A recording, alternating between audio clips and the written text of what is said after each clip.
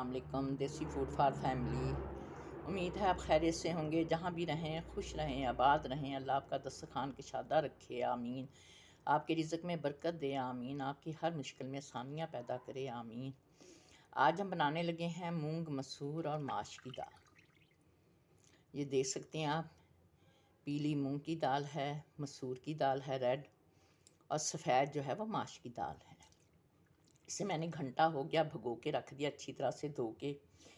اس کے لیے میں نے لیے ہیں مسالوں میں 1 ٹی سپون ہم نے نمک کا لیا تھا، آدھا ٹی سپون ہم نے لہسن ادرک کے پیسٹ میں ڈال کے پیس لیا۔ یہ بھی ایک ٹپ ہے، اگر آپ لہسن ادرک پیستے ہیں، کنڈی میں کوٹتے ہیں یا ہاون دستے میں، تو آپ اس میں آدھا ٹی سپون نمک کا پہلے ڈال دیا کریں۔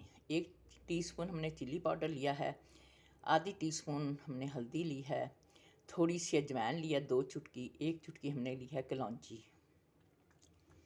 اور تڑکے کے لیے لیا ہم نے 1 پیاز اور 4-5 یہ ہری مرچیں ہیں، یہ ہم تل لیں گے۔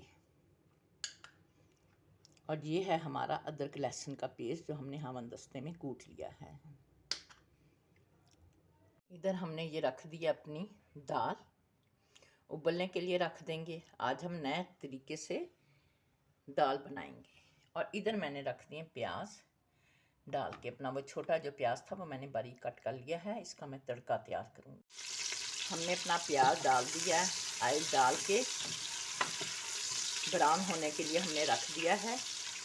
جب بالکل لائٹ براؤن ہو جائے گا، پھر ہم اس کو میں ڈالیں گے ادرک لہسن کا پیسٹ۔ یہ ہم نے ایک چھوٹا سا ٹماٹر کاٹا ہے، یہ بھی ہم اس کی بھنائی میں ڈالیں گے۔ پیاز لائٹ براؤن ہونے لگ گیا ہے، اب اس میں ڈال دیں گے ہم ادرک لہسن کا پیسٹ، اور ڈال دیں گے ہم اس میں ٹماٹر، تاکہ ٹماٹر بھی اچھی طرح سے گل جائیں۔ ہماری بھنائی ہو رہی ہے، ابھی ہم نے اس میں پانی کا چھینٹا نہیں دیا،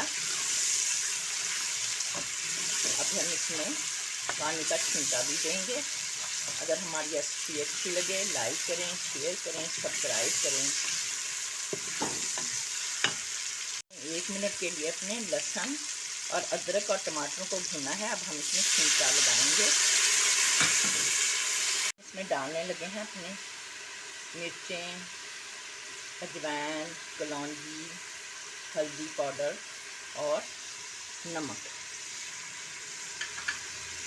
یہ ریسیپی پوری دیکھیں، سیکرٹ بھی آپ کو بتائیں گے کہ آگے چل کے اس میں ہم نے کیا ڈالنا ہے۔ ابھی ہم مسالوں کی بھنائی کریں گے۔ یہ دال ہم نے اپنی ابلنے کے لیے رکھی ہوئی ہے، جب اس پہ یہ ایسا سفید آئے گی، جھاگ آئے گی، یہ ہم اتارتے جائیں گے۔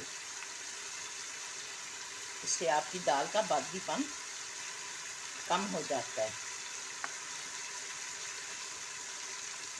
یہ ہم دال کو ہلا رہے ہیں، آپ دیکھیں کیسے اس میں اب سفید سی جھاگ آنا شروع ہو گئی ہے۔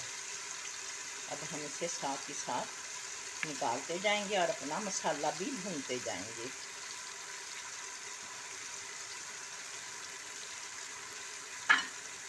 یہ ہمارے مسالے کی بھنائی ہو رہی ہے، ماشاءاللہ بہت ہی اچھی سی خوشبو بھی آ رہی ہے۔ اب ہم اس میں پانی کا چھینٹا دیے جائیں گے اور اس کی بھنائی کرتے رہیں گے، 5 منٹ تک ہم اس کی بھنائی کریں گے۔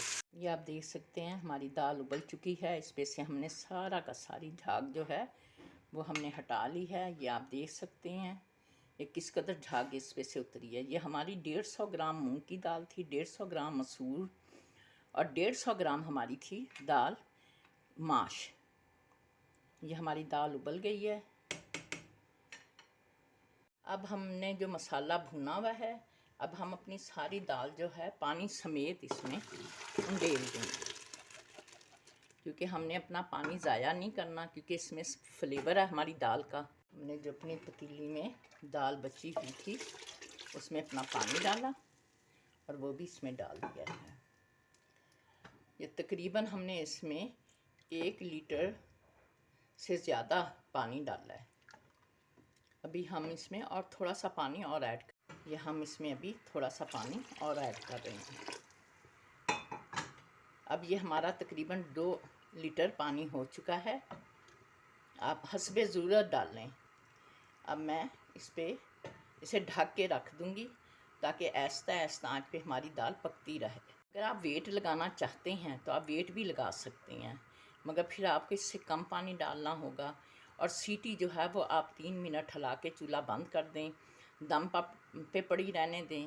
اس کے بعد پھر آپ اسے کوکر کا ڈھکنا کھولیں۔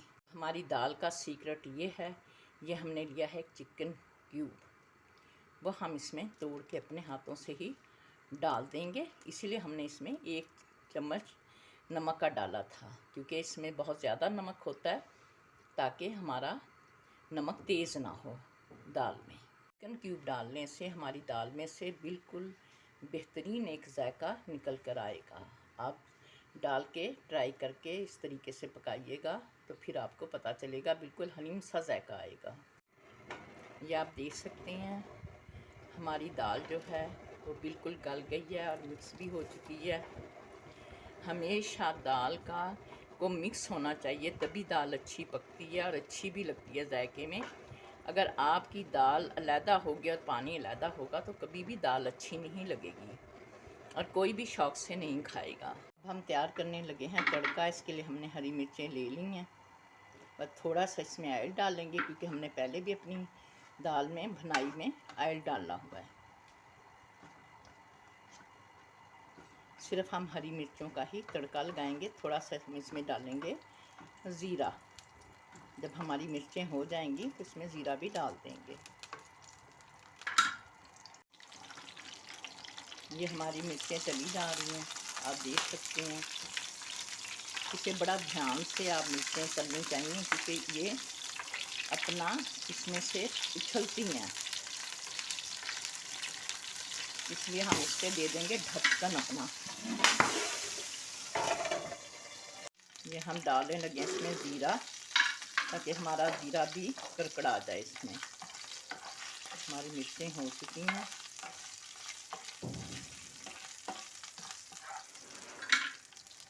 ہم ڈالنے لگے اپنا تڑکا۔